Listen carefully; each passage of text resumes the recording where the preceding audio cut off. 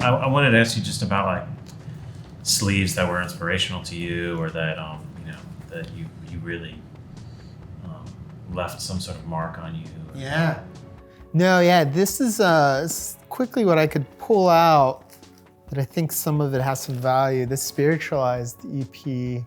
Well, it's Medication. The song Medication. Yeah. I'm telling you, this string of these 3 songs, that's kind of the best trio of spiritualized you're gonna get, in my opinion.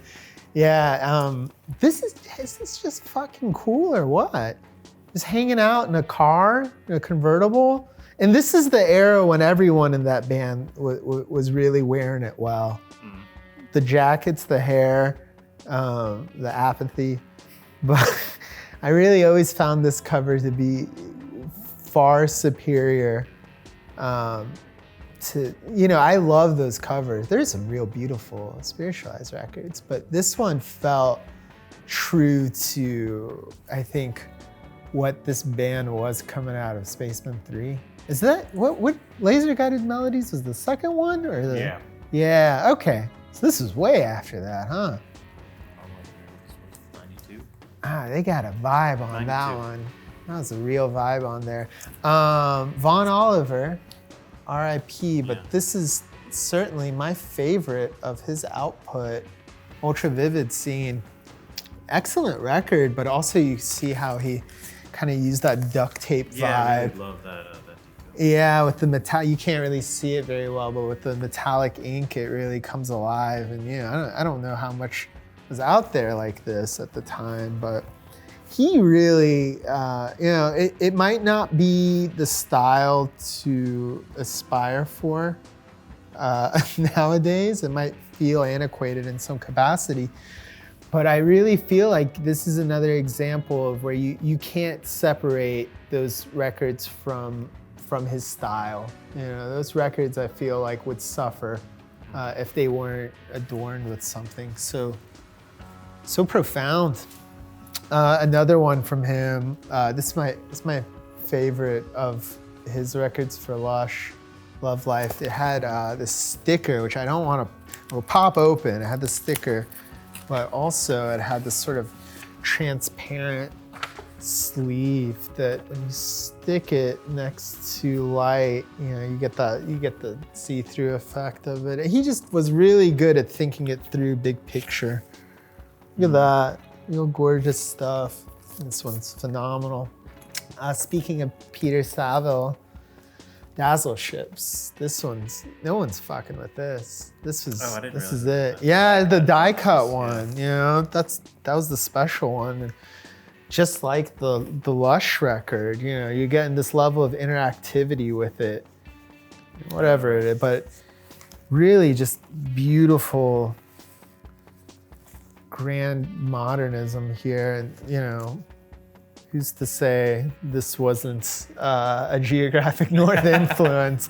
Which, by the way, the designer of that logo was not me, Geographic North, Stefan. Who's my mentor, but he was one of the people that introduced me to OMD and Peter Saville, so thank him greatly for that. The ECM stuff. So yeah, I think about roughly 10 years ago, I fell in love with just these sleeves and the music. You can go one way or the other. This is a hit or miss, but the identity behind this label, Dieter Rems is one of the designers, and Barbara Wiltshire, I think is the other one, if I pronounce her name correct. But always real great balance of this gridded typography and generally just this really ethereal photography and like arts, lots of ink splatter and organic elements. It's a great contrast of all these things, and I got a few of them in here. I think this one's the subtle details of all these things. We did this record, Geographic North did this record for Matthew Sage. Yeah, I was gonna say this last year. I detected. It's hard not to. I don't know who did this one. I always love this Burning Waves record. It feels so it's deliberate and unlistenable to the end of time. You can't listen to this record, but gorgeous layout. Another ECM bit. I think this is Dieter Rem's photography and Barbara Wilshire. She laid it out maybe, but I don't necessarily want to listen to Pat Metheny either. But fucking damned if I don't want to look at this thing. And I really just feel like this is the sunset. Yeah, it's real gorgeous stuff. Real again. And then the back juxtaposition. It tells so many stories, and it does it in such an elegant, composed way. In contrast, the real typographic stuff they did on that label, also huge. It's avant-garde and not far removed from your record in a way. So some more ECM stuff here. I really pulled those out just because they have a good wide range of styles with the similar flavors between them all. Really nice stuff. This one's my favorite ECM record, Kenny Wheeler, New High. This one's the autumnal jam, for lack of better terms, but beautiful. I love the texture of that. Yeah, it's psychedelic without being overt about it, which might give a nod to the music, but at the end of the day, it's just really, really well composed improvisational jazz. Contemporary designer Kim Heathroy. That's beautiful. Yeah, this is a box set for Arve Hendrickson that I just got actually, and it's on Small Town Super Sound. And what a label! I think they've been around roughly 25 years, but most of their stuff is designed by Kim.